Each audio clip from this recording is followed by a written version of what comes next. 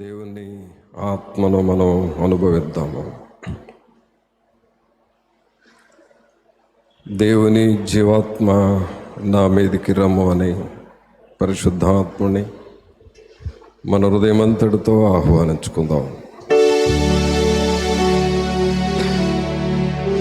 దేవుని జీవాత్మ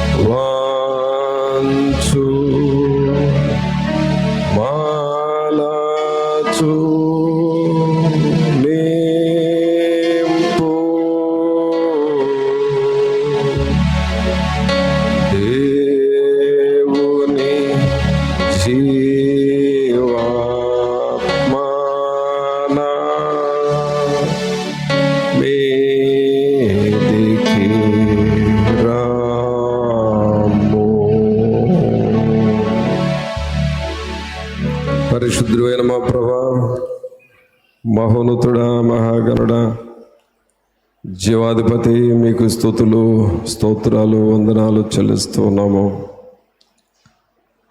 సజీవుడైన యేసుని రక్తములో మమ్మలను కడిగిన మా ప్రభువా, మీకు వందనాలు. మీ రక్తము చేత మమ్మలను విమోచించినారు, మీకు స్తోత్రాలు చెల్లిస్తూ ఉన్నాము. మీ రక్తము చేత మేము మీకు సమీపస్థులముగా చేరి ఉన్నాము, అందుకు మిమ్మల్ని స్తుతిస్తూ ఉన్నాము. మీ రక్తము ద్వారా మా శాపములు కొట్టివేయబడినాయి, అందుకు మిమ్మల్ని స్తుతిస్తూ ఉన్నాము. మీ కల్వరి సిలువ రక్తము ద్వారా మేము మీ సొత్తుగా మార్చబడి ఉన్నాము, అందుకు మిమ్మల్ని స్తుతిస్తూ ఉన్నాము.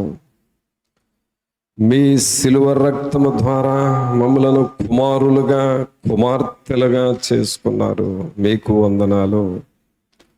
మాకు పరలోకపు వాకిళ్ళు తెరచి మమ్మలను ఆహ్వానిస్తూ ఉన్నారు, మీకు వందనాలు చెల్లిస్తూ ఉన్నాము.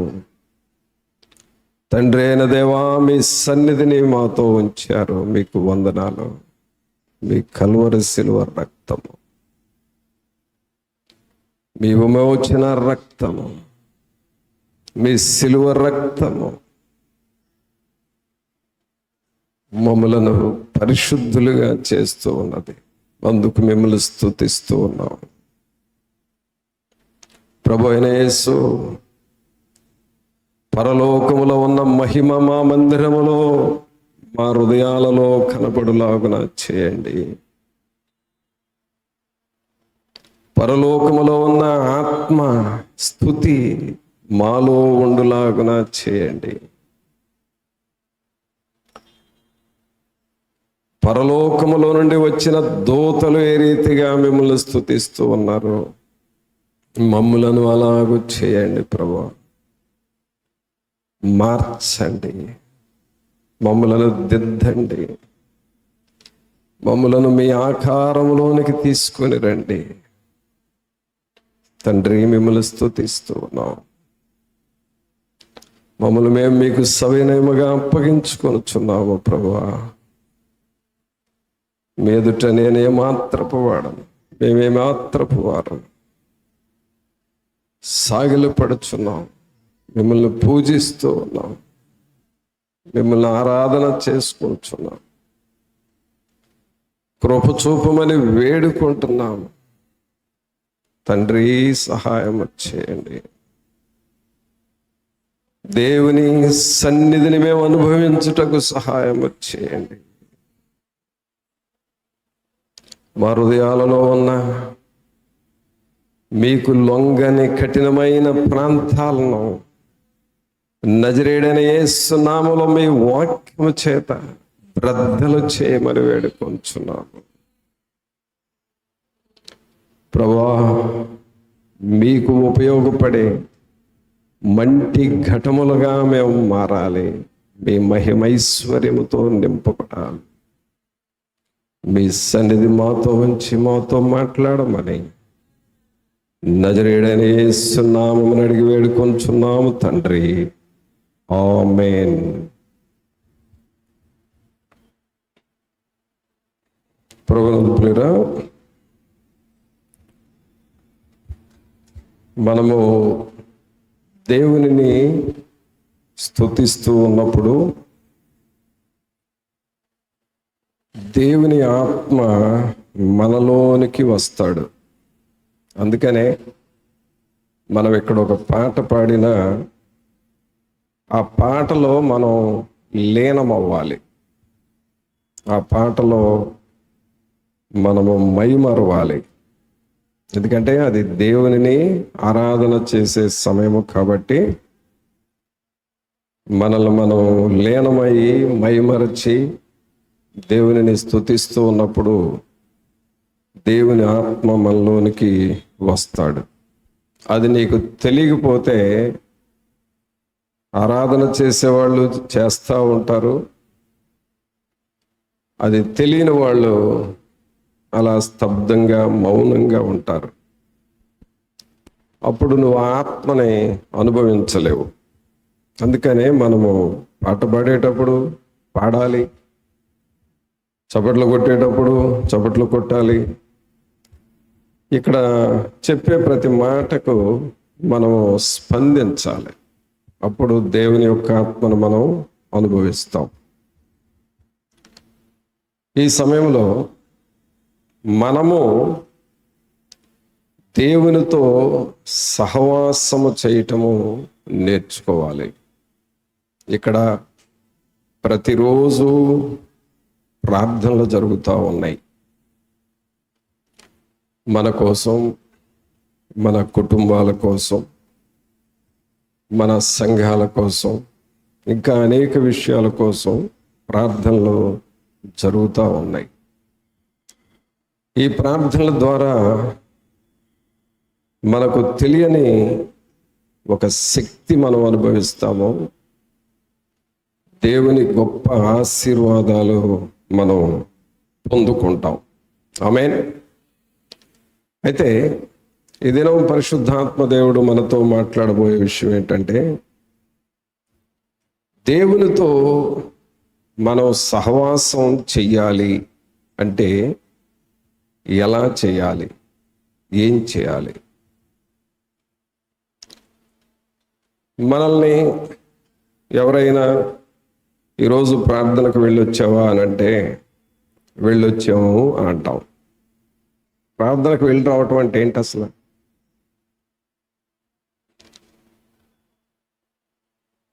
మనకు అర్థమైంది ఏంటి అసలు ప్రార్థనకు వెళ్ళి రావటం అంటే? అంటే వెళ్ళేవండి, పాటలు పాడేటానికి వెళ్ళినవాళ్ళు కొంతమంది, ఆరాధన చేసేటప్పుడు వచ్చేవాళ్ళు కొంతమంది, వాక్యం చెప్పేటప్పుడు వచ్చేవాళ్ళు కొంతమంది. ముగ్గురు అంటారు ప్రార్థనకి వెళ్ళి వచ్చామని. అసలు ఏంటి ప్రార్థనకి వెళ్ళి రావటం అంటే? ప్రియరా, దేవుని సన్నిధికి లేక ప్రార్థనకు వెళ్ళి వచ్చామంటే దాని అర్థం ఏంటంటే, మనము దేవునిలో ఐక్యపరచబడుతున్నామని అర్థము. ఆమేన్. చప్పట్లు కొట్టండి అందరూ. ఏమవుతున్నామో దేవునిలో ఐక్యపరచబడుతున్నాం. దేవునితో సహవాసము చేస్తున్నామని అర్థం. నీవు ప్రార్థనకు వచ్చేటప్పుడు నీ మనస్సు ఏమన్నా నెమ్మది లేకుండా వచ్చేవనుకో, లేక ఏదో ఒక అనుమానముతో వచ్చేవనుకో, దేవుని సన్నిధికి వచ్చి ఆరాధన చేస్తూ, చేసేవారితో ఏకీభవిస్తూ, వాక్యం విని ప్రార్థనలో ఏకీభవించిన తర్వాత నీకు తెలియని దేవుని సంతోషము నీలోనికి వస్తుంది. నీ ఆత్మకు ఒక నెమ్మది. ఇందాక వచ్చేటప్పుడు అంత గలిబిలిగా గజిబిజిగా ఉంది నా మైండ్. కొంచెం ఆరాధనకు వచ్చిన తర్వాత, దేవుని వాక్యం విన్న తర్వాత కొంచెం నెమ్మది వచ్చింది. ఇప్పుడు నాకు కొంచెం ఆనందంగా ఉంది అనే అనుభవంలోనికి నీవు వస్తావు. ఆమేన్. అంటే అర్థం ఏంటంటే, నీవు దేవునితో సహవాసం చేస్తున్నావని అర్థం. దేవునితో ఐక్యపరచబడుతున్నామని అర్థం. పిల్లరా, మీరు కూర్చున్న స్థలము ముఖ్యము, కానీ మీరు ఆరాధన చేయుచున్న దేవుడు అంతకంటే శ్రేష్టమైన వాడు. ఆమేన్. చప్పట్లు కొట్టండి అందరూ. అందువల్ల మనం ఏదో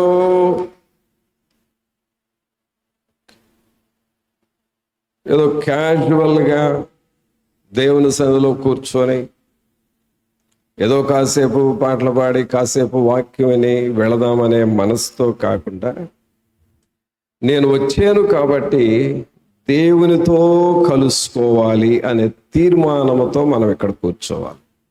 హల్లెలూయా. ఎవరితో కలుసుకోవాలండి? అందరూ మనం చేతులెత్తి చెబుదాము, మనము దేవునితో కలుసుకోవాలి, మనము దేవునితో సహవాసము చేయాలి. ఆమేన్. మీ ప్రక్కన వాళ్ళకి చెప్పండి, మనము దేవుణ్ణి కలుసుకోవాలి, దేవునితో సహవాసము చేయాలి. ఏం చేయాలండి? మనం దేవునితో సహవాసము చేయాలి. ఏంటి దేవునితో సహవాసం చేయటం అంటే? ప్రియరా, ప్రార్థనకి వెళ్ళొచ్చావా అని ఎవరైనా అడిగితే, వెళ్ళొచ్చానంటే అది చాలదు. ప్రార్థనకి వెళ్ళటం అంటే నువ్వు దేవునితో సహవాసం చేయాలి. ఇక్కడ నువ్వు దేవునితో సహవాసం చేస్తే ఏమవుతుందో తెలుసా? ఎక్కడికి పోయినా ఆ సహవాసం చేస్తానే ఉంటావు. ఒక్కసారి నీకు ఒక వ్యక్తి పరిచయం అయితే ఆ వ్యక్తి కనబడ్డప్పుడల్లా నువ్వు మాట్లాడతావు కదా. అలాగే దేవునితో సహవాసం చేయటం ద్వారా దేవునితో మాట్లాడటం నేర్చుకుంటావు, దేవునిలో ఎదగటం నేర్చుకుంటావు. దేవునిలో ఎదుగుతూ ఉన్న కొలదే దేవుడిచ్చే ఆనందాన్ని, స్వస్థతను, ఆరోగ్యాన్ని అనుభవిస్తూ ఉంటావు. నీ ప్రాణము తెప్పరిల్లుతూ ఉంటుంది, నీ ఆత్మ దేవుని కొరకు రెపరెపలాడుతూ ఉంటుంది. అలాగూ మనం దేవునితో సహవాసము చేయాలి. ఇక్కడ బోధించే బోధ దయచేసి ఒకటి గుర్తుపెట్టుకోండి, ఏదో ఆదివారము బోధించాలి కదా అన్నట్లుగా బోధించే బోధ కాదు ఇది.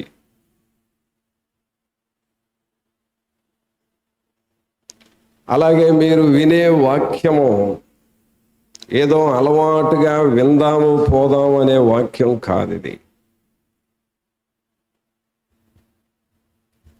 ఆ వాక్యము ద్వారా దేవునితో మనం దగ్గర అవుతూ ఉండాలి, దేవునితో ఐక్యపరచబడాలి, దేవునితో మనం స్నేహం చేయాలి, సహవాసం చేయాలి. అంటే ఏం చేయాలో తెలుసా? నీవు వాక్యానికి స్పందించాలి. ఆమేన్. స్పందించడం అంటే ఏంటి? వాక్యాన్ని బైబిల్ రిఫరెన్స్ చెప్పినప్పుడు తీయాలి, అది స్పందించడం అంటే. బైబిల్ను ప్రక్కన పెట్టి ఊరక వింటానంటే 10 నిమిషాల్లో నిద్రలోకి వెళతావు. అది కాదు, బైబిల్ రెఫరెన్స్ చెప్పగానే తీయాలి. తర్వాత ఆ రెఫరెన్స్ రాసుకోవాలి. ఆ తర్వాత పాయింట్స్ చెప్తా ఉండగా వచ్చే పాయింట్స్ని నోట్ చేసుకోవాలి. ఆ వాక్యాన్ని మీరు మరలా తిరిగి చెప్పండి అని చెబుతాం చూడప్పుడప్పుడు, వాటిని నువ్వు చెప్పాలి. ఏం చెప్పేదిలే అనేది అసలు నీ ఒంట్లో కూడా ఉండకూడదు. వాక్యానికి నువ్వు స్పందించాలి. ఇలాగ స్పందిస్తూ ఉంటే నీలో ఉన్న ఆసక్తి, ఉత్సాహాన్ని చూసి దేవుడు నిన్ను తాకుతూ ఉంటాడు. ఆదివారాలు వాక్యం వింటున్నప్పుడు ప్రభువు నిన్ను తాకుతాడు. ఆ తాకుదల, ఆ స్పర్శ రాబోయే వారమంతా నీతో ఉంటది. ఆమేన్. అట్టి తాకుదల నాకు ఇవ్వండి అని దేవుని అడగండి. అట్టి తాకుదల నాకు ఇవ్వండి ప్రభువా, దేవుని ఆత్మ తాకుదల నాకు ఇవ్వండి అని అడుగుతాం. ఆమేన్. చెప్పండి ఒకసారి అందరూ, అట్టి ఆత్మ తాకుదల నాకు ఇవ్వండి ప్రభువా అని అనండి. ఆమేన్. అలాగూ దేవుని ఆత్మ తాకుదల మనకు రావాలి అని అంటే మనం ఏం చేయాలో చూద్దాం. దేవుని వాక్యంలో కీర్తనల గ్రంథము 27వ కీర్తన, కీర్తనల గ్రంథము 27వ కీర్తన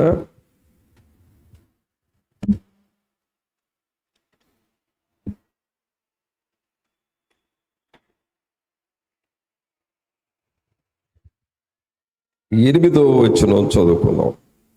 27వ కీర్తన 8వ వచనం. నా సన్నిధిని వెదకుడని, నా సన్నిధి వెదకుడని నీవు సెలవీయగా, యెహోవా నీ సన్నిధి నేను వెదకెదనని నా హృదయము నీతో అనెను. అందరి మాట చెబుదాము. యెహోవా నీ సన్నిధి నేను వెదకెదనని నా హృదయము నీతో అనెను. మీరు గమనించండి, దేవునితో మనం ఎప్పుడు లీనమవుతాము, దేవునితో ఎప్పుడు మనం ఐక్యపరచబడతామంటే ఆయనను, ఆయన సన్నిధిని మనము వెదకుతూ ఉండాలి, వెదకుతూ ఉండాలి. ఎప్పుడైతే ఆయన సన్నిధిని మనం వెతుకుతూ ఉంటామో, ఆయన వెదకటము ఎప్పుడైతే మనం అలవాటు చేసుకుంటామో, దేవుని ఆత్మ మనలోనికి వస్తాడు. సహజంగా వెదకే వాళ్ళల్లో ఏమి ఉంటుంది అని అంటే, ఒకటి, ఈ దేనికోసం వెతుకుతున్నారో దానిని కనుగొనాలి అని వాళ్ళ చూపులు ఆ వెదకేది ఏది ఉందో అది దొరకాలి అని ఆ వస్తువు మీద చూపులు పెడతారు. నీకు ఒక బంగారపు ఉంగరమే నీ పిల్లల రైల్లో నుండి జారి పడింది, ఉంగరం పోయింది, కనపడలేదు. ఆ ఉంగరం కోసం వెతికేటప్పుడు నీ మైండ్లో ఉంగరమే ఉంటుంది, అది ఎక్కడుందా అని చెప్పి దాన్ని వెతుకుతూ ఉంటావు. ఈలోపు నువ్వు ఉంగరం కోసం వెతికేటప్పుడు ఒక ఎండిపోయిన పుల్ల కనపడితే దాన్ని పట్టించుకోవు.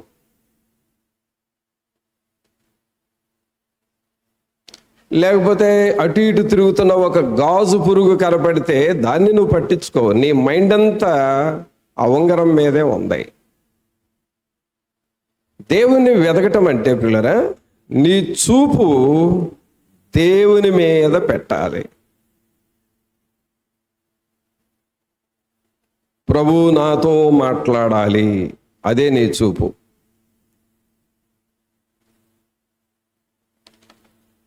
ప్రభు యొక్క సన్నిధిని నేను కనుగొనాలి, ఆయన స్వరము నేను వినాలి. నీ దృష్టి అంతా కూడా ఆయన దర్శనము నేను పొందాలి, ఆయన స్వరము నేను వినాలి, ఆయన అభిషేకం నేను పొందుకోవాలి. ఇదే చూపు నీలో ఉండాలి.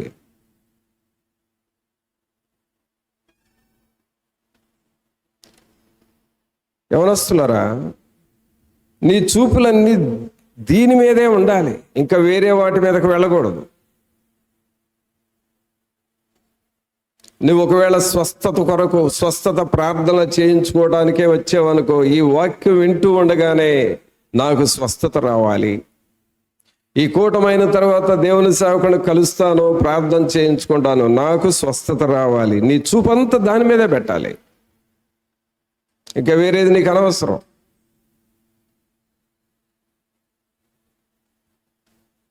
నీ లోపల ఒక సమస్య ఉంది, ప్రభా ఈ సమస్య తీరాలి, మీ సన్నిధికి వచ్చా ఈ సమస్య తీరాలి, నీ చూపంతా సమస్య మీదే పెట్టాలి, ఆ సమస్యను తొలగించే దేవుని మీద పెట్టాలి. అలాగూ దేవుని సన్నిధిని మనం వెతుకుతూ ఉండాలి.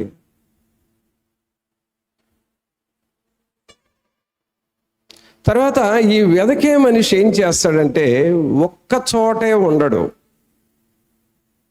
నడుస్తూ ఉంటాడు. అటు చూస్తాడు, దొరకకపోతే అటు వెళతాడు, అక్కడ దొరకకపోతే అటు వెళతాడు, కనుగొనే వరకు అటు ఇటు నడుస్తూ ఉంటాడు. అంటే నడక అనేది అవసరము. దేవునిని వెతకటం అంటే అర్థం ఏంటంటే దేవుని సన్నిధికి నువ్వు నడుస్తూ ఉండాలి, దేవుని సన్నిధిలో ప్రార్థన చేయటానికి ప్రతి దినము దేవుని మందిరానికి నువ్వు నడుస్తూ ఉండాలి.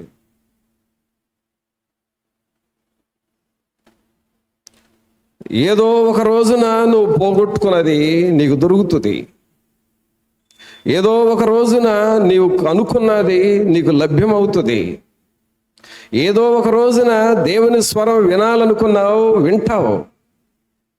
ఇంకా నేను మీకు నేర్పాల్సింది ఏమిటంటే దేవుని స్వరము, దేవుని దర్శనం అనే అంశం మీద డీల్ చేయాలి. ఇంకా మిమ్మల్ని రక్షణ పొందడానికి సిద్ధమవుతున్న వారికి ఈ 21 days ప్రేయర్స్ మనం చేస్తున్నప్పుడు ఆ తర్వాత మీకు చెప్పేది ఇంకా ఈజీగా అర్థమైపోద్ది. ఇక దానికోసం మనం సిద్ధపడాలి. ప్రియరా, మీకు ఏదో నామకార్థమైన బోధ చేసి వదిలేస్తే హ్యాపీగా వెళ్ళిపోతారు, మీకేం ఇబ్బంది లేదు. మరలా వచ్చే ఆదివారం కూడా నామకార్థమైన ప్రసంగం ఒకటి చేసేస్తే వచ్చామనుకుంటారు, వెళ్ళిపోతారు. అట్లా ఒక 40 ఏళ్ళు మీకు చెప్పినా చివరికి చెప్పినోడు నరకానికి వెళ్తాడు, విన్నవాళ్ళు నరకానికి వెళ్తారు, ఉపయోగం లేదు. ఇక్కడ దేవుని సన్నిధిలో ఉండే ప్రయాస ఏంటంటే వారము మనలో కొంత మార్పు రావాలి. ఆమేన్. దినము దేవుని సన్నిధిలో కనిపెడుతున్నప్పుడు ప్రార్థన చేయని వాళ్ళకి ప్రార్థన చేయటం రావాలి, ప్రార్థన చేసే వాళ్ళకి ప్రార్థనాత్మ రావాలి, ప్రార్థనాత్మ ఉన్న వాళ్ళకి దేవుని స్వరం వినాలి, దేవుని స్వరం వినే వాళ్ళకి దేవుని దర్శనం పొందాలి, దేవుని దర్శనం పొందే వాళ్ళకి దేవుని సేవ చేయాలి, దేవుని సేవ చేసే వాళ్ళకి దేవుని రాజ్యాన్ని కట్టాలి. స్టెప్ బై స్టెప్ అలాగూ వెళ్తూ ఉండాలి.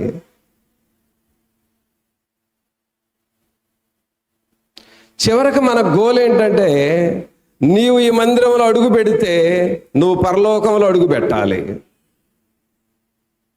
లేకపోతే వృధా అయిపోద్ది సేవ. మరి అలాగూ చెయ్యాలి అనంటే ఒక రకంగా సేవకుడు ప్రయాసపడతా ఉంటే ఇంకొక రకంగా నువ్వు ప్రవర్తించకూడదు. ఇక్కడ ఏమి చెబుతూ ఉన్నారో అది నువ్వు పాటించాల్సిందే, తప్పదు.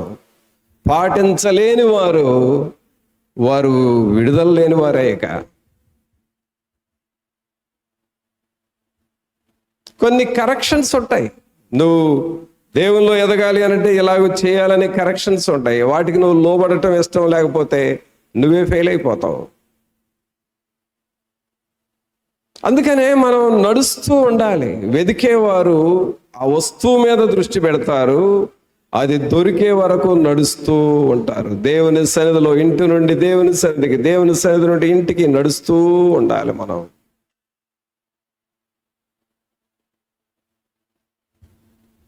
దేవుని వాక్యాలు ఏమని చదువుతున్నాం మనం?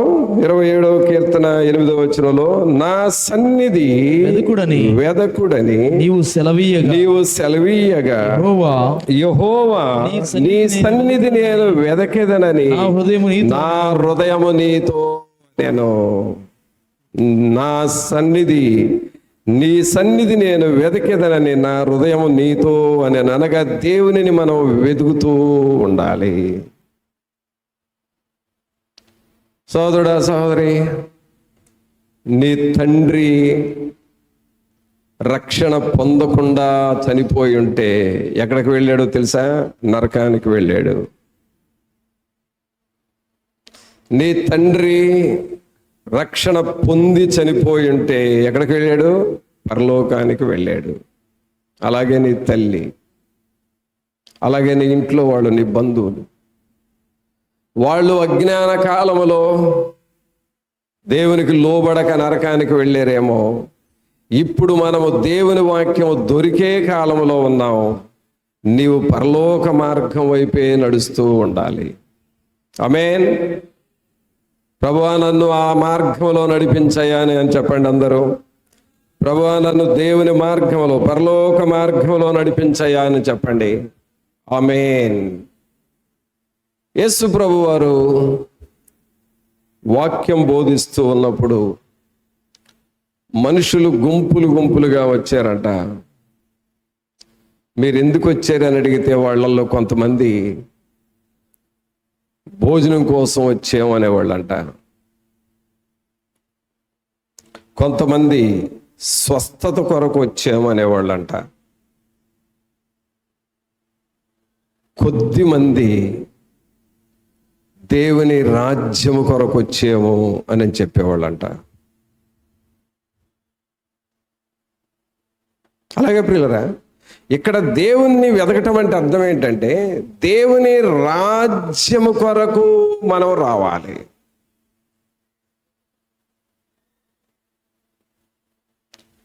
దేవుని రాజ్యము కొరకు వస్తే ఆయన రాజ్యము కొరకు వచ్చిన వారిలో వాళ్ళ అవసరతలన్నీ తీరుస్తాడు. దేవుని వాక్యం ఉందంటే, ప్రభువు మీ తన మహిమైశ్వర్యము చొప్పున మీ ప్రతి అవసరతను తీర్చును. మన అవసరతలు తీరుస్తాడు. అందుకే మనము ఆయన రాజ్యము కట్టు నిమిత్తమై ప్రయాసపడుతూ ఉండాలి. దేవుని రాజ్యము కడుతూ ఉంటే నీ అవసరతలు తీరుస్తాడు, దేవుని అవసరతలు తీర్చబడతాయి. అలాగూ మనం సిద్ధపడాలి.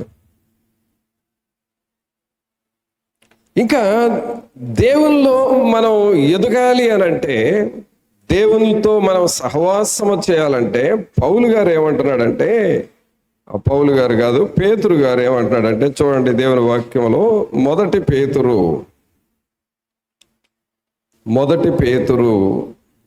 2వ అధ్యాయము 1వ వచనం నుండి చూడండి. 1 పేతురు 2వ అధ్యాయం 1వ వచనం నుండి, ప్రభువు దయాళుడని మీరు రుచి చూచి ఉన్న ఎడల సమస్తమైన దుష్టత్వమును, సమస్తమైన కపటమును, వేషధారణను, అసూయను, సమస్త దూషణ మాటలను మాని క్రొత్తగా జన్మించిన శిశువులను పోలిన వారై నిర్మలమైన వాక్యమును పాల వలన రక్షణ విషయములో ఎదుగు నిమిత్తము ఆ పాలను అపేక్షించుడి.